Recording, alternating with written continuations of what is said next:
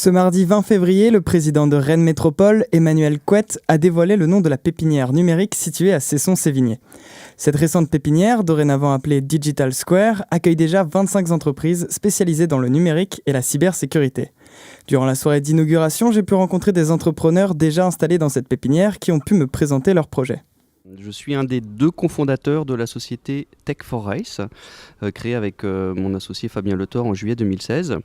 Notre société, elle est spécialisée dans l'Internet des objets et le sport. On a développé une solution de tracking GPS dédiée aux événements sportifs à outdoor. Concrètement, on équipe les participants de marathon, triathlon, course à pied, compétition de voile ou autre, d'un tracker GPS.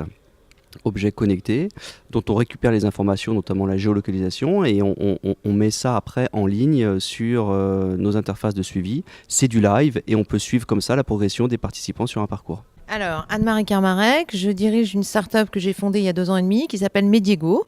Donc dans Mediego, ce qu'on fait, c'est de la personnalisation de contenu. La promesse qu'on fait à nos clients, c'est que qui sont plutôt des médias, puisqu'on s'attaque au marché du média, c'est qu'ils vont permettre d'offrir à leurs clients du contenu personnalisé que sur tous les canaux, que ce soit sur les newsletters que les gens reçoivent quotidiennement par exemple, ou le web. Et oui, nombreux sont les différents projets qu'on retrouve à Digital Square, tracking GPS, personnalisation de contenu, mais aussi cloud gaming ou motion capture. La French Tech dispose désormais de son ambassade à Rennes. Et dans un endroit où ces diverses activités se côtoient, j'ai voulu en savoir plus sur ce que la pépinière numérique apportait à ces jeunes startups. Qu'est-ce qu'elle vous apporte, la pépinière, principalement, dans votre travail ? Alors, la pépinière, d'abord, c'est des locaux qui sont très sympas. C'est clair qu'on a des bureaux qui sont lumineux. Pour nous, c'est aussi un open space. Donc, c'est super pour une start-up parce que ça permet, on est 6, ça permet à la fois à l'équipe plutôt de développement de discuter et de comprendre les enjeux des commerciaux et réciproquement. Donc, ça, c'est super. Et puis, par ailleurs, c'est un écosystème qui est quand même assez favorable où on peut échanger entre dirigeants, où on peut bénéficier d'un certain nombre d'événements qui sont organisés dans la pépinière. Et voilà. Première chose, c'est un espace de travail super agréable parce que c'est un bâtiment tout neuf.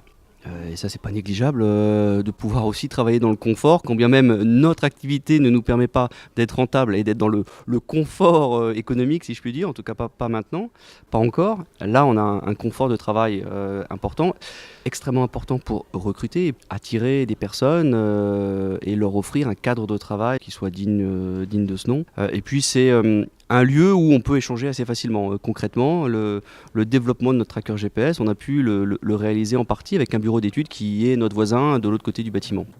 Confort de travail, rencontres et échanges seraient donc la clé de la réussite pour les jeunes entreprises de la pépinière Digital Square. Cependant, l'année 2018 sera une année de défis à relever pour les entrepreneurs qui, malgré leurs compétences différentes, se retrouvent à avoir des besoins assez similaires. Quels sont vos défis pour 2018 ? Alors, le premier défi... je vais commencer par le financier. On n'a pas d'activité encore rentable. On investit, on doit produire des choses, du développement, des trackers. C'est des choses qui coûtent de l'argent. Donc on cherche des investisseurs pour nous accompagner dans notre projet, nous permettre, de mettre le pied à l'étrier et de favoriser le développement de l'entreprise. Et puis le second défi, ça va être non seulement de recruter les bonnes personnes, mais surtout de bien les intégrer dans l'entreprise et faire en sorte qu'elles se sentent bien, qu'elles restent ici et qu'elles participent au développement. D'effectuer une levée de fonds, puisque comme toutes les startups, on a besoin de carburant avant de pouvoir décoller. Et je dirais la troisième chose, ce sont plutôt des défis techniques et scientifiques et d'avoir des produits qui puissent s'améliorer et avoir de nouvelles fonctionnalités. Comme bon nombre de startups, le principal défi reste donc la recherche de financement. Mais la French Tech rennaise reste aussi un secteur d'emploi, d'autant plus qu'aujourd'hui, l'objectif de la pépinière numérique est d'accueillir de nouvelles entreprises.